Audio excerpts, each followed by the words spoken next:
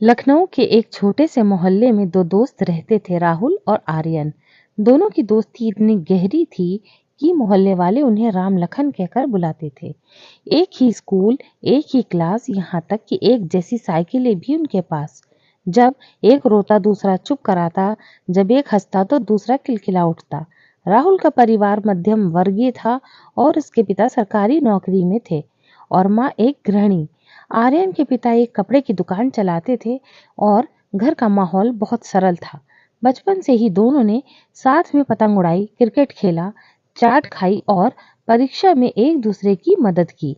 एक दिन स्कूल में एक ड्रामा आयोजन हुआ। टीचर ने दोनों को भारत पाकिस्तान की भूमिका दी, राहुल को भारत और आर्यन को पाकिस्तान।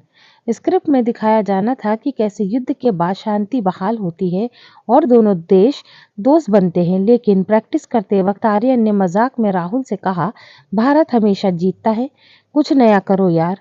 राहुल को बुरा लग गया और दोनों में ही पहली बार बहस हो गई। कुछ दिन के बाद बात नहीं की, पर फिर जब मंच पर प्रस्तुति का दिन आया तो दोनों ने इतनी शानदार एक्टिंग की कि पूरा स्कूल तालियों से गूंज उठा। वहीं से उनकी दोस्ती और भी मजबूत हो गई। समय बीतता गया, बोर्ड परीक्षा आई, दोनों ने अच्छे अंक प्राप्त किए। लेकिन किस्मत ने एक मोड़ लिया। राहुल को इंजीनियरिंग कॉलेज में दिल्ली में मिल गया और आर्यन को लखनऊ यूनिवर्सिटी बीकॉम। अब पहली बार दोनों की राहें अलग हो गई। शुरुआत में दोनों रोज बात करते, फोन, चैट, वीडियो कॉल। धीरे धीरे जिंदगी की रफ्तार बढ़ती गई, बातचीत कम होती गई।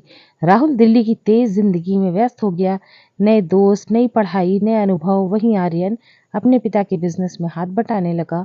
उसे कॉलेज के बाद दुकान पर बैठना पड़ता और धीरे धीरे उसने व्यापार में दिलचस्पी लेनी शुरू कर दी। एक दिन राहुल का बर्थडे आया। हर साल आर्यन सबसे पहले फोन करता था, लेकिन इस बार नहीं किया। राहुल ने खुद कॉल किया तो आर्यन ने कहा, भाई दुकान पर इतना काम था कि समय ही नहीं मिला, सॉरी। राहुल ने हंसते हुए जवाब दिया, कोई बात नहीं यार, समझ सकता हूँ। लेकिन अंदर कहीं वो टीस रह गई। करीब 4 साल बाद राहुल एक इंजीनियर बनकर अमेरिका में नौकरी करने चला गया। उधर आर्यन अब अपने पिता की दुकान को एक ब्रांड में बदलने का सपना देख रहा था। सोशल मीडिया पर दोनों जुड़े थे, पर अब वो रिश्ता इतना गहरा नहीं रहा। एक दिन राहुल को खबर मिली कि उसके पिता को हार्ट अटैक आया है। वो फौरन भारत लौटा और लखनऊ पहुंचा। अस्पताल में अपने पिता को देखकर वो टूट सा गया। अचानक एक आवाज आई, राहुल। वो पलटा तो देखा आर्यन पुराने दिनों की तरह मुस्कुराता हुआ हाथ में चाय लिए खड़ा था। राहुल की आंखों में आंसू आ गए। उसने आर्यन को गले लगा लिया। बिना कुछ कहे आर्यन ने भी सब संभाल लिया। अस्पताल की व्यवस्था, डॉक्टर से बात, यहाँ तक कि घर के काम भी। पिता की तबीयत सुधरने लगी और राहुल को एहसास हुआ कि असली दोस्त वही होता है जो मुसीबत में साथ खड़ा रहे। जब पिता स्वस्थ होकर घर आए तो एक शाम दोनों दोस्त छत पर बैठे थे, जैसे बचपन में बैठा करते थे। राहुल बोला, यार लगता है इतने सालों में मैंने बहुत कुछ मिस कर दिया। आर्यन मुस्कुराया, नहीं बे, तूने सिर्फ अनुभव के लिए, पर देख हम अभी भी वैसे ही हैं जैसे पहले थे। राहुल ने पूछा, तेरा बिजनेस कैसा चल रहा है? आर्या ने जवाब दिया, ठीक है, पर कुछ बड़ा करना है, ऑनलाइन स्टोर शुरू करना है। राहुल की आंखों में चमक आ गई।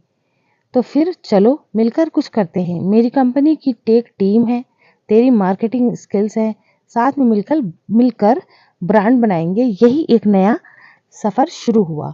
अब दोस्ती का रंग सिर्फ भावनाओं का नहीं बल्कि सपनों का भी हो गया। 6 महीने बाद दोनों ने मिलकर एक ऑनलाइन फैशन ब्रांड शुरू किया और square, Rahul and Aryan.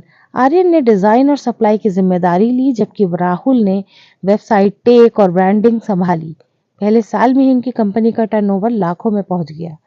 Social media पर उसके ब्रांड की चर्चा होने लगी और दोनों फिर से साथ हो गए। इस बार सिर्फ क्रिकेट या स्कूल के लिए नहीं, बल्कि अपने भविष्य को संवारने के लिए। एक इंटरव्यू में जब उनसे पूछा गया कि आपकी सफलता का राज क्या है, तो आर्यन ने मुस्कुराकर कहा, दोस्ती, जो वक्त, दूरी और हालात से परे होती है। राहुल ने जोड़ा, दोस्ती का रंग हर रिश्ते से गहरा होता है और जब यही रंग के साथ मिल जाता है तो कोई भी सपना छोटा नहीं होता। शिक्षा, ये कहानी हमें सिखाती है कि सच्ची दोस्ती समय और दूरी से नहीं टूटती। अगर दिल से जुड़ाव है तो चाहे जितनी भी बाधाएं आए दोस्ती का रंग कभी फीका नहीं पड़ता।